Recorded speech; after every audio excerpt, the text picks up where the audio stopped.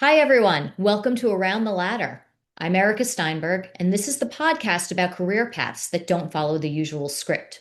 We've all heard about climbing the corporate ladder, but careers often zigzag, they stall, they take unexpected turns. If your journey hasn't been a straight climb, you're in the right place. I love the idea of going around a ladder and finding a path that fits who you really are. So, on this show, I get to speak with people who have taken unconventional routes, by choice or by chance, and they found success on their own terms. Today, my guest is Janet Falk. Janet is a communications professional with more than 30 years of experience in house, as a consultant, and at public relations agencies. As chief strategist at Falk Communications and Research, she advises attorneys at small law firms and with a solo practice on media relations and marketing communications so they can attract new clients, remain top of mind with prior clients, they can keep in touch with referral sources, help recruit associates, even things as specific as generating a news story about litigation that puts pressure on opposing counsel and achieves their business goals. Janet leads workshops on these topics and advises on media relations, website, LinkedIn profiles, articles, among other areas. She is also very well published herself. She's published on media relations and marketing in the New York Law Journal, the New Jersey Law Journal, and Marketing the Law Firm. She's a frequent speaker on webinars and podcasts about public relations, networking, and legal marketing. You can also speak with Janet. We'll talk more about this at the end for a complimentary session on strategic communications to assess your own communications activities and online presence. And she guarantees two ideas will come out of this session. She's been doing this a while, so she knows of what she speaks. Janet, after years of knowing each other, supporting each other in person, online, on LinkedIn, I'm so happy to have you here. Welcome. It's my pleasure, Erica. I'm excited to talk to you and your audience. Thank you. And I love that we both, without even planning, both ended up with the royal blue today. So something's in the air for today. Yes, So let's start with your career path because I kind of feel like your career path might be an extreme example of not climbing the ladder. You've been through higher education, Wall Street, nonprofits, legal services, and entrepreneurship as a consultant. Can you start with taking us through your journey? sure. I'm happy to do this. My career path has been anything but linear. I received my PhD in Spanish literature, and soon after that, I was teaching part time while raising my family.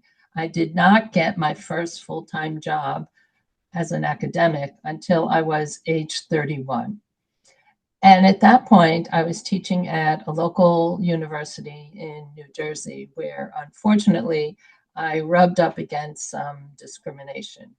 And so I decided that I had to make a change. And what I did for my plan B was to study in a program at New York University, which was designed specifically for PhDs in the humanities and social sciences to get an executive mini MBA. We studied accounting, finance, corporate strategy, marketing, and career development. And then we were set loose to find a job in corporate America. Now, the first job I had was as a securities analyst on Wall Street. So instead of reading literature, I was reading financial statements and I was analyzing how did this company make its money? How would it make its money in the future? And how would its stock perform? In this role, I often spoke with investor relations professionals. And I thought, I could do this job because it was like teaching. I spoke the language of Wall Street and I was used to presenting ideas to other people. And then I took a class in investor relations so that I could make this transition. Now, I had three goals in taking this class. One was to learn the material, obviously. The second was to develop a portfolio so that I could show that I had the skills and the background to make this transition from academia to Wall Street to investor relations. And then my third goal was to dazzle the instructor and to network, what we now call network, with the other students in the class because they often worked for public relations agencies. And so they could introduce me to their boss. And this is something that I recommend to other people who want to make a career change is to take a class and develop a portfolio, even if you're going to work as a volunteer for a nonprofit, and that will show that you have, so to speak, skin in the game. Hmm. And that's exactly what happened. I learned the material. I dazzled the instructor who later tried to hire me. And I was hired by the boss of one of my classmates. And then over time, unfortunately, in public relations, and I'm sure with a marketing background, you appreciate this, between mergers, clients cutting the budget, Wall Street, clamping down, and the financial markets in disarray. So I have had periods of hiatus between one job and the next job, and I've been on the sidelines. But my approach is to make lemonade out of these lemons, and I hang up my single shingle, and I work as an independent consultant until the next job comes along. And so this is what's been the thread throughout my career is I don't always know the industry that I'm about to enter, but I am smart, I learn quickly, I speak well on my feet, I can write persuasively, I can communicate effectively. And so after I get there, that's when I learn the nuts and bolts and the nuances of the new industry. And this really has served me well, having worked in, as I said, academia, Wall Street, nonprofit, legal services, and so on. The job that I have now as chief strategist at Falk Communications and Research, I've had since 2009. So this is the longest I have held a job, except being a mother. Yeah, that's interesting. I love it. So now in your current role, I should say, and when you were taking me through that, I was picturing not uh not you not climbing a ladder, but I was almost picturing like an obstacle course of ladders, and you're going up one, you're going around another, you're going underneath another one. Like you've really charted your own path. That's what came to mind for me. I love this story. And I also really love how I love the confidence that you have in yourself. Because as somebody who's dealt, personally with imposter syndrome, that is, I don't know if I would have been able to do what you did. So I admire that tremendously. The ability to say, you know what, I can walk in here, I belong in this room, and I can do this job because of these, because of who I am and the skills that I have. Right, right. Now, I often think, and I once wrote a newsletter about this. So clients live within the four walls of their own house. And, companies live within the four walls of their own house. And so as someone who's coming in from the outside and often outside the industry, Hmm. I can open up the doors and windows and bring in some fresh air and say, you here are speaking your own language to each other. But the people outside these four walls do not see the world in the same way that you do. And so I can help you better position yourselves to more effectively speak to the people outside those four walls. And Yes. I think that attorneys and marketing professionals and really almost anyone has to have the ability to absent themselves from the scene and look at it from a higher perspective and say, what is going on here? Who are we trying to reach? How can we best get in front of those people? Why should they care? Yeah. Why should they care is the big question. Why, that is, and I'm hearing that more and more often, which is good. Um, and coming from my own, 30 years inside law firms and working with law firms, the the usual tendency that we witness is to talk about the firm and for the lawyers to talk about themselves and to talk about the firm rather than looking outside of those four walls. Absolutely. I think that makes, it makes all the difference, and it allows you to, if you can look beyond those walls and not only look at who you want to communicate with, why should they care, and also what language are they speaking? What are they saying? Are you even, Mhm. are you even agreeing that the problem or the challenge is the same thing? Right. If Right. not, then, it's like speaking two different languages and you're never going to understand each other. Right, right. So related to this, I talk about what I call the six W's. So, Okay, what are they? the five W's of journalism, you know them, I Erica, but don't. I've never been in journalism. who, what, Okay. when, This sounds where, like third why. grade. Yeah. Who, what, when, where, why. And so, who are you trying to reach? What do they care about? When? Is this time sensitive? Is this a deadline coming up or some compliance issue or what have you? Where are they looking for information? Why should they care? So we've gently touched on these now in this little conversation. But the sixth W, which people overlook, is what do you want them to do next? Yes. Now that they see what the issue is and that it's time sensitive and that they have to take this action and you have been able to reach them in whatever format it is where they're looking for information, what is it that you want them to do next? And you have to make it very clear to them what Hmm. it is that they should do next. Do you want them to make a phone call? Do you want them to download something from your website? Do you want them to send you an email? Do you want them to sign up for a webinar? Do you want them to, if you're a nonprofit, make a donation? Do you want them to attend an event?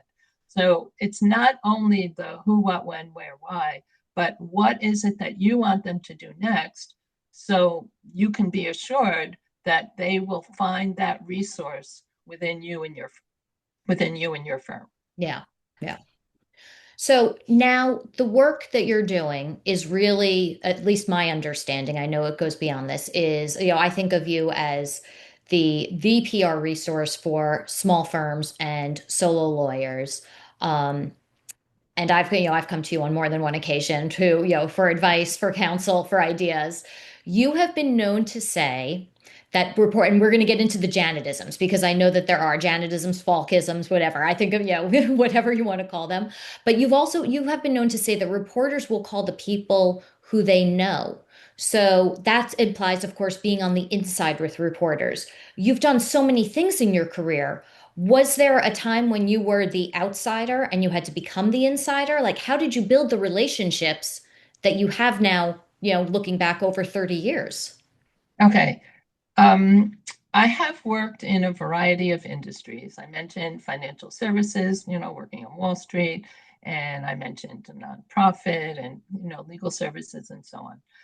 And my role, as I see it, is to help a reporter do their job better. So if I'm going to be in touch with a reporter, it's not about me. It's not about my client. It's about what does that reporter need to do their job better. So I'm going to give you an example of a client that I worked with, and this was in the fashion industry. And believe me, I know nothing about fashion except what I read in the news. And in this particular case, there was a household name, and my client was an attorney, and his client had a breach of contract case against this major retailer.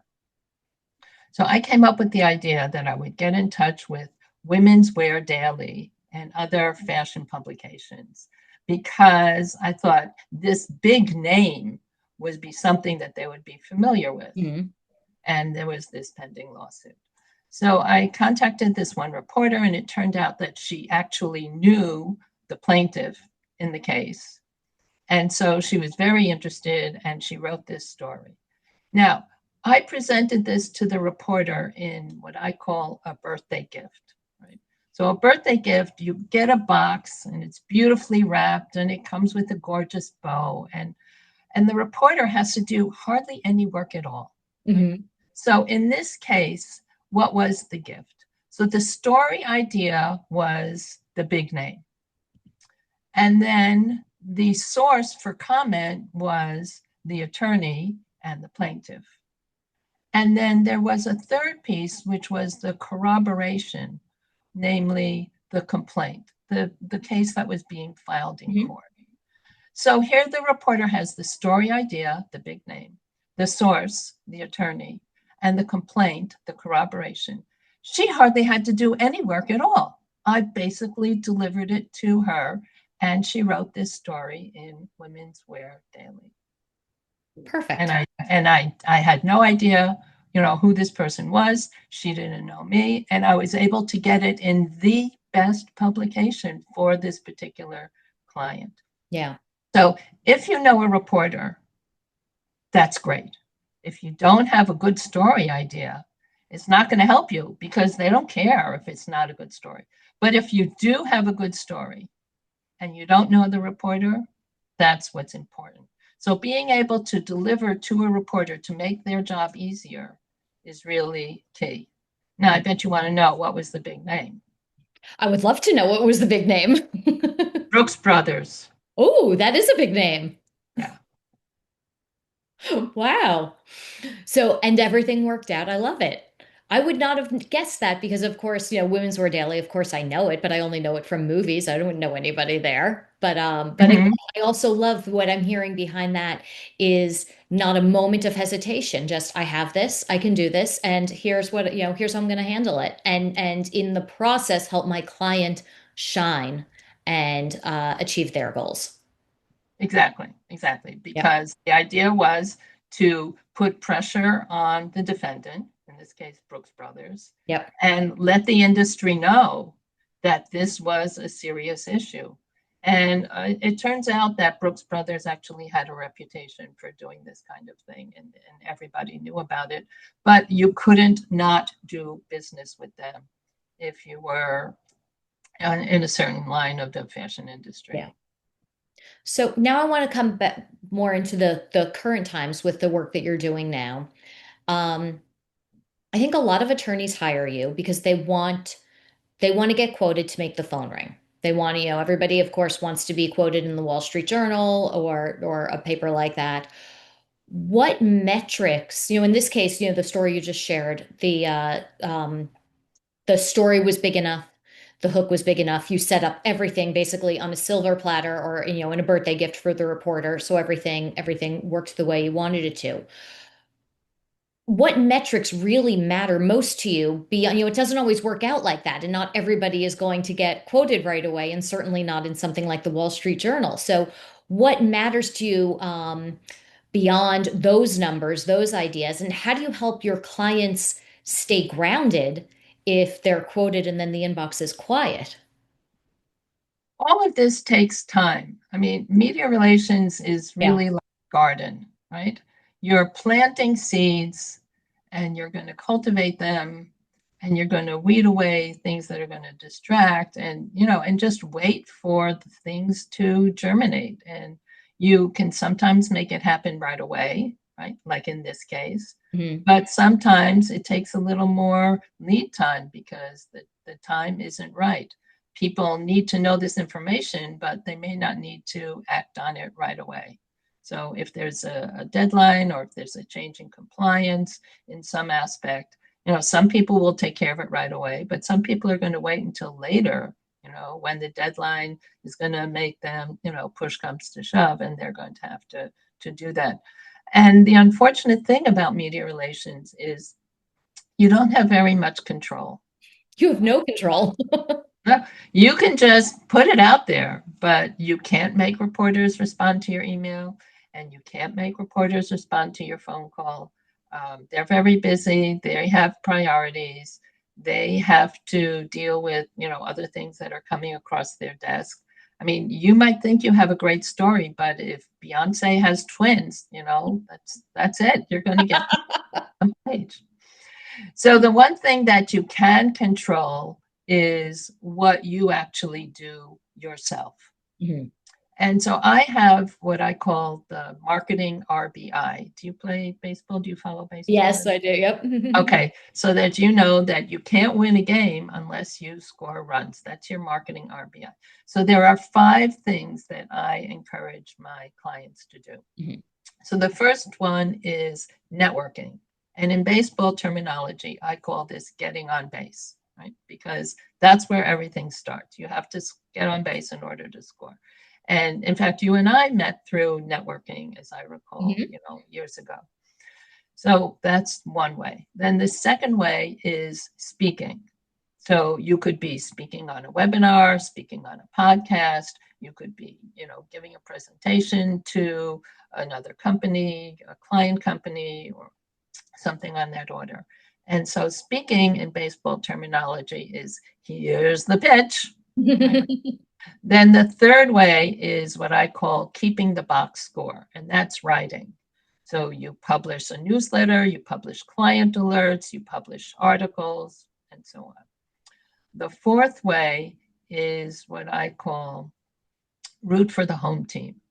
That is, network and be active within the professional membership organization of your target audience. Mm-hmm. So, for example, I like to work with attorneys who have a small firm or a solo practice. So I belong to a group called Women Owned Law. Right? I know it well. These are women who have their own law firms or who have their own practice within a small firm. And I've been able to get work by being active in this organization. I edit the member column in the monthly newsletter, and I've spoken there a number of times and so forth. So we have networking, speaking, writing, being active in the trade association of your target market.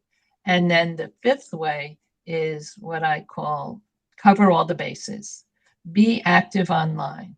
Every time you are networking, every time you are speaking, writing, promoting the organization of which you are a member, you are sharing your insights, and then people are going to see this however you promote it, whether it's on, TikTok or LinkedIn or, whatever format you choose to use. So these are things that you can control, right? You can put yourself out there. And in point of fact, what will happen is, that's what happened to an attorney that I worked with a number of years ago. He published an article, and from that article, he was invited to speak at a conference. And from that conference, he met a reporter and he was quoted in the news, right? So you can see how writing, speaking led to being quoted in the news. And in fact, he got additional clients from that activity. So it's not a question of how many times you're in the news or how many conferences you go to. It's a question of taking that incident and then multiplying it across other platforms. And that's what you should be focused on, is making yourself seen and felt and noticed in as many arenas as possible. And that's going to lead to more opportunities, more people contacting you, whether they're reporters, conference organizers, or potential clients, or even people from your past, people that you know from engagements, people that you went to law school with, people that you served on a committee with, people who were on the other side of the litigation or the other side of the transaction. The more that you are present, then the more you will be seen, and business will flow from that. Yes, I've seen that with my own clients, that snowball effect of one thing leading to another to another. I love when that happens because they see that they did one thing. And, I always say you don't have to be everywhere, but you do something once and then make sure that you share it in multiple places. Do you actually have a lot of law firm clients who are on TikTok? Because I don't. No, I only mention it because there are some people who There are, yeah. I'm interested. always curious about how that's going. I'm sure that there are people out there, with law practices that are absolutely connecting with people on TikTok. I would love to dig into some of those and just see how that came to be. I think that it works in a B2C, if you Yeah. are personal injury or if you are trust and estates or if you are family law. I think it works more readily in that circumstance than if you're doing Yeah, B2B. corporate bankruptcy or Yes. What are you going to make up corporate or real estate leasing, things like a real estate leasing or bankruptcy dance and put on that. TikTok? Yeah. Do you And ever I want to mention one more thing, Erika. I'm sorry to interrupt you, but the thing about the marketing RBI is today is Friday. So last night, Thursday, I went through my 5 activities to make sure that I had covered everything. And today being Friday, if I've missed one, I still have a chance to Mhm. make it up. So I think it's important to, schedule a regular check-in with yourself to make sure that you're delivering on your marketing activity. Yes, yes. And even the marketers are doing this. We're doing the same thing for ourselves that we counsel our clients to do. Do you ever, the question I was going to ask you is, do you ever, or how do you handle it? Because I'm sure the answer is yes. How do you coach a client when they feel uncomfortable promoting themselves? This is something that we've all experienced with lawyers, that lawyers are usually the first ones to say, I did not get into this to market myself and to be in marketing. And a lot of them feel uncomfortable. How do you coach a client through that feeling of discomfort? Well, my idea about the five: networking, speaking, writing, trade association, and Mhm. promoting yourself online, is you should try all of them. Okay. Find the one that's going to work for you, where you're going to be comfortable and where you're going to be getting results. And if you're not comfortable, if you're not getting results, then that's a sign that you're not doing it, that you shouldn't be doing it, Yeah. right? Because it's not going to be authentic and it's not going to turn out in the most positive way. So that's what I would suggest. Try everything and then stick with what actually works for you. Yeah. I do have some thoughts about networking, and if you want, we can get into Yeah, that. sure. So when I'm going to a networking event, the first thing I do is I figure out who are the leaders of the host organization. And I can go to the website of the host Mhm. organization and identify who's the president, the vice president, the programming chair, the membership chair, and so on. And then I get in touch with them in advance. And a week before the event, I send them an email or I contact them on LinkedIn and I say, will we meet at the November 24th networking event? And I explained that your name came into view as an officer of this organization. And let's say it's the Downtown Accountants Association. Mhm. So I'm a public relations professional or I'm an attorney, and I often work with accountants. And in fact, one of my clients is a member of your organization. I'm looking forward to meeting you. Now, Erika, if you got an email out of the blue and you're an officer of this organization, what would you do next? I would write back and say, yes, I'll be there and let's meet up. Exactly right. Exactly right. And so I'll look for you now there. I'm gonna write back to you and say, Erika, I'm so excited that you responded to my note, and I'm looking forward to meeting you. And by the way, I know it's going to be a very crowded room, so I'm going to wear my royal blue jacket, and that way you'll be able to recognize me when I'm in the room because we haven't met. Okay. So now I have gotten responses from Erika and from a few other of the officers. I have my list. I look them all up on their websites or on LinkedIn so I know what they look like. And Mhm. then I go to the event and at the registration desk, I say, is Erika here? I'm supposed to meet her. And they'll say, oh, yes, she's the one over there in the navy blue jacket. So I say, hi, Erika. I'm Janet. And we corresponded before the event. And tell me about the organization. Tell me about your role in the organization. Tell me how you've been successful here and so on. Right? And so we're going to have this conversation, and you are going to be courting me to become a member of the organization because that's what this is about, right? And I'm going to say, Erika, this is so great. I really enjoyed talking to you. Can you introduce me to Jean? Jean is the president of the organization. And what are you going to do, Erika? Of course. Of course. So you take me over to Jean and you say, Jean, I want you to meet Janet, and she's so interested in joining the organization. And now this is where I'm a mind reader. I'm going to say, Jean, I had a great conversation with Erika, and she has these amazing ideas for building the membership. And Jean is going to think that Erika, she's on the ball, she's bringing in the members. And Erika, you're going to think that Janet Falk, she just made me look brilliant to Jean, the president of the organization. And so now I'm going to talk with Jean, and you're going to take a selfie of the three of us. And then after I talk with Jean, I'm going to say, I have an idea for a program. Who should I talk to about here? And she'll say, oh, you should talk to Ronnie over there. So I go over to Ronnie. I say, Ronnie, Jean told me to talk to you. I have an idea for a program. And this is how you work the room. Yeah. You introduce yourself in advance, you warm up the room before you even arrive, and you get other people to recruit you to become a member of the organization. And then you use them to introduce you to the next one and the next one. Yeah. And that is a way that you can be networking. And I want to tell you, Erika, nobody does this. Yeah. And it's so much, what you described sounds so much better than walking into a room where you know nobody and just, trying to join conversations, trying to meet people, but you walk in already knowing that there are people who you are set to meet. Exactly. It Exactly. makes a world of difference for people Right, who and networking doesn't. you will be the only one who's doing this pre-event marketing.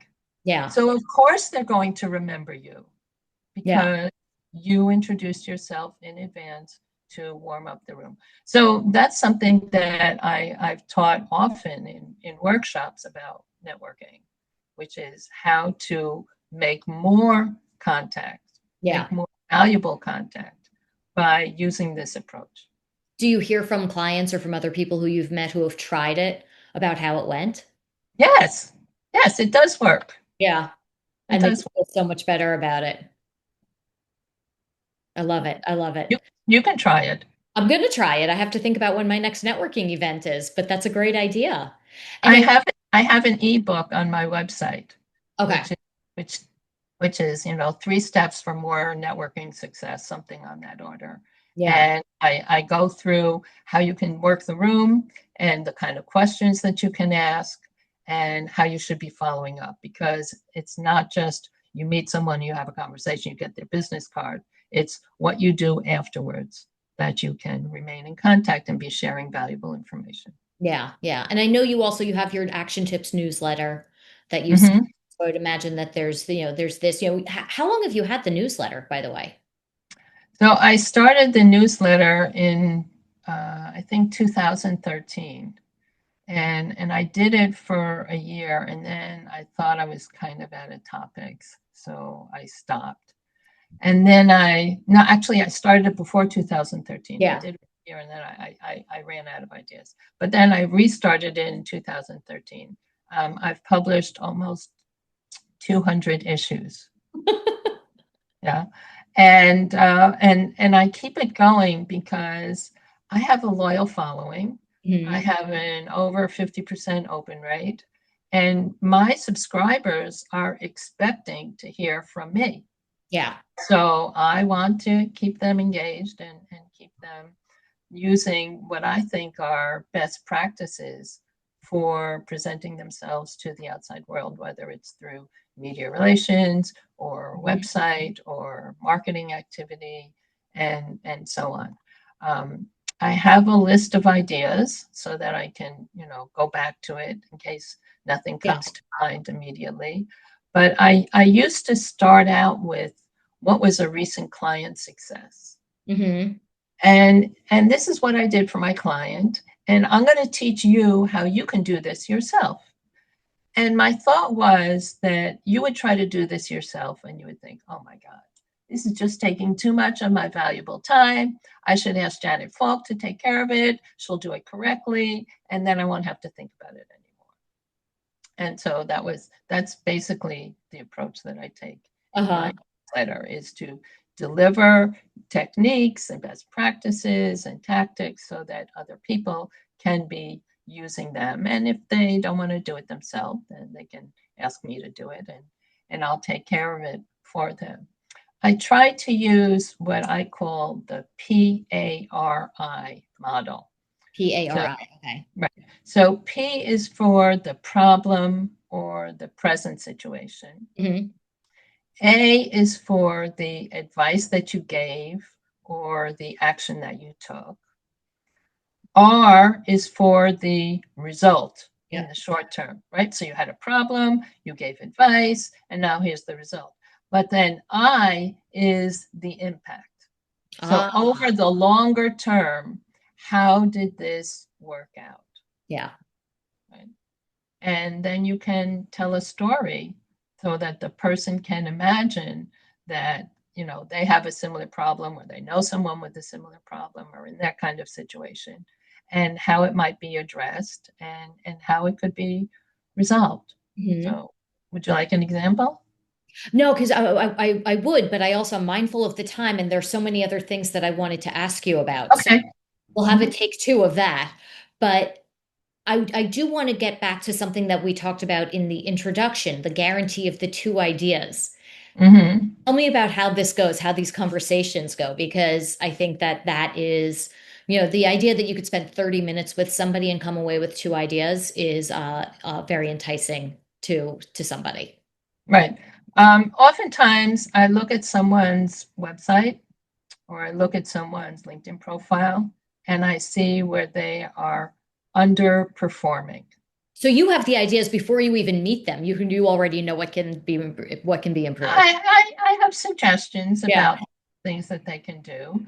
But I had a conversation with someone the other day, and they wanted to get more business for, their business, which was they provide financing when people get turned down by the bank because they're too small a business, or it's too risky an idea, and Mhm. so on.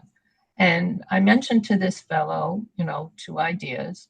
One was that he should go back to his satisfied clients and figure out how he could write up a case study of what it was that they did together. This goes back to the birthday gift idea, right? Yeah. Person has a situation, and then here's the person with the resource, and this is the satisfactory solution, right? So he should go back to his happy clients and figure out who is going to be comfortable writing this kind of case study, and then submitting it to an organization's publication, like if they're a member of the Chamber of Commerce, or they're a member of an industry association, and so on. And so that would make the client look so smart Mhm. because they solved the problem. And if you're the editor of this publication, you know that the client has their finger on the pulse of what is a real problem in the Mhm. industry. And it's going to help the industry, or, the other people in that sector, by learning about a source that can help them solve this problem. So that was one idea. And then related to that, but a slightly different kind of presentation, is to speak in a group. Speak in a group where these kinds of people meet together. And so you would be able to, again, give the case study and talk about what was the problem, how you went about it, how you were able to resolve it, what is the long-term impact of what it was that you were able to do together. Yeah. Now, I don't know if this fellow is going to feel comfortable writing with a client or speaking with a client, but those are two ideas that I came up with on the fly, just not knowing anything about his business. And he was very intrigued by this idea. He Mhm. thought that this would be another way of going out to the marketplace. So there you go. Yeah. So it either comes up in the conversation, or, as I said, I can do some online research and learn a little bit about their business on their website, on their LinkedIn profile, see where they're underperforming, and how they might be doing better. Yeah. So I also have to ask you about the Falkisms because there are many. What are some of, tell us some of what some of the Falkisms are that you've developed over the years. Okay, so one of them, and this came up specifically when I had just been laid off from my last public relations job working with a law firm. And it was called Why Her and Not Me? And I did it that way because I know that attorneys are competitive, and attorneys are competitive with each other, but men especially are competitive with women. And so that's why I wrote it as Why Her and Not Me. Then it was pointed out to me that I should be more gender neutral. So that's why it's now Why Them and Not Me, right? The idea that reporters are always looking for sources. And if they're not calling you, it's because they don't know who you are what you have to say about a subject and why anyone should care about what it is that you have to say. So that's one. Yeah. And you have to Another, change that. You have to change that and you have to show them, you have to put yourself out there and show them. exactly, exactly. And that goes back to what we were saying about, networking, speaking, writing, and so forth. So another one is everyone knows someone worth knowing. And you don't know who they know until you find them on LinkedIn and you see who's in their circle. So, as an example of this, I'm a member of Women Owned Law and on the listserv. Someone asked for an attorney in West Virginia who handled real estate or some such. And I had a client who was in West Virginia and was in a different field, not an attorney, but probably knew attorneys in real estate in West Virginia. And so I got in touch with this person and I said, I know someone who's looking for an attorney who can do this. Here's the contact information. This person is a colleague. I would really appreciate it if you could make a suggestion here, right? Because how are you supposed to find someone in another state, right? You can't find a reliable resource unless you go through your own network. So everyone knows someone worth knowing, and you don't know who they know until you ask them. So Very that's, true. that's another one. I often say that why people should listen to you is because if they only knew what Janet and Erika know, they would save time, save money, and make more money. Right? Because that's what people want to do. And frankly, with attorneys, what they do is they protect their clients and keep them within bounds so that they will save time, save money, and not be worried about not being in compliance with some regulation or some law. And instead, they can focus on running their business and make more money. So that's another one. Save time, save money, and make more money. Here's one I said to my friend the other day. He's looking for a job. He was laid off, unfortunately. And I said, you are in the your name business, right? So Yeah. I am in the Janet Falk business. You are in the Erika business. Obviously, when you worked in a law firm, you had to make yourself seen and known among the people at the firm, Mhm. your colleagues, the attorneys, the managing partner, and so on. And now you are in the CMO to go business, right? So if you don't make it happen for yourself, then No one your else will. clients are not going to do it, your competitors are not going to do it, your employees, maybe they'll help you, but you are in the name of you business. So there's a few Falkisms. I Yes. love it. I love it. I love it. So we are just about at time, but I have one question that I always like to ask everybody. So I'll ask it of you, of course. What unexpected rewards or lessons have come to you from going around your own ladder rather than climbing someone else's? I think it has to do with being self-reliant, that I had the wherewithal to be able to go forward and work independently. I had the smattering of knowledge of business from that mini MBA course I took. I had an understanding of how to speak and write strategically and creatively and analytically from my graduate training. I'm not afraid to stand up in front of a room of people who I've never met before and talk to them about what I think that they should know, having been a college professor for a number of years. I think, that's what I learned the most was that I had the skills to be able to go out and deploy in a different area. And that when it was new material, I could learn it. I have a quick learning curve and I can figure out what it is that I need to consume immediately in order to understand what's going on. And when you get to a certain level, after that, it's a level of nuance. Mhm. So so that's what has powered me through. Yeah. And what stands out to me from all of that was when you said, I'm not afraid. And that I think is probably what has been the driving force or one of the driving forces behind all of these things that you've accomplished is that you're simply not afraid. Because I am in the Janet Falk business. I know that I have to make it for myself. Yeah. Yes. Oh my goodness, Janet, thank you so much for coming on. I'm so glad that you were here. Thank you for sharing the Falkisms. And I'll make sure that in the show notes that we include how people can reach out to you, especially for those who want to take advantage of that offer for the 30-minute consults and come up with the two new ideas from you. Mhm. But thank you again for coming on. I really appreciate it. My pleasure, Erica. I did enjoy myself. Good. I'm glad. I'm glad. So that is it for this episode of Around the Ladder. Remember, there is no one right way up. So take your detours, make your moves, and keep carving your own path. And if you enjoyed this episode, please share it with a friend or a colleague who is on their own unconventional journey. See you next time.